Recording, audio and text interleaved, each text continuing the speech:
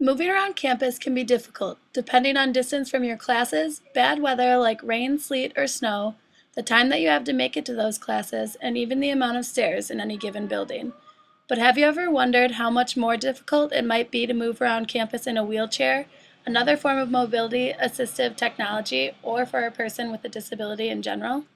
The University of Illinois is one of the most handicap-accessible universities in the world with disability resources and educational services, or DRES, providing the best transportation system in the United States for persons with disabilities. But even through that, there are still over 1,000 buildings on campus, making it difficult to meet bus schedules that make it to every location. The DRES system offers regular route services, night rides, and call-in services for temporary needs. All of these services are offered on a Monday to Friday basis. For weekend needs, the riders are expected to call the office by 3 p.m. on Wednesday to schedule the weekend ride that they need. All rides must be in accordance with the specifications of classes, travel needs, and university-sponsored activities and pre-approved special events. If the DRES buses are not available, the students slept through their scheduled pickup time, missed the bus, or any other reason they could not catch a DRES bus, there is still the option of using the MTD bus system. In order to use the MTD ADA paratransit service, the student must submit an application and be registered as a rider before they can use the service. Once the registration is taken care of, the student must make a reservation at least one day before they need a ride. When riding MTD regular fixed routes, all the buses have wheelchair ramps that can be lowered. Each bus can only hold 2 wheelchairs, so if that area is full, then you must wait for the next available bus. With the accessibility options offered for transportation, class buildings, Assembly Hall, Cranard Center for the Performing Arts, and Memorial Stadium, among others, one difficulty lies in the Greek life around campus. Sororities and fraternities lack accessibility, making it very difficult to get into them and around them, limiting persons with disabilities from that aspect of campus life. We have a ramp in the back. For recruitment, we put a ramp in the front, but after recruitment, that gets taken away. So people with disabilities would always be going to the back of the house to enter, which I think is a little strange.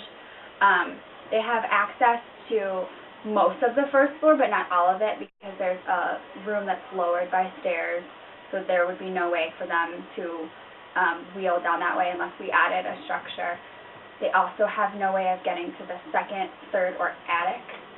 Second and third floors are the attic of the house because they're all stairwells. We don't have lifts. We don't have an elevator.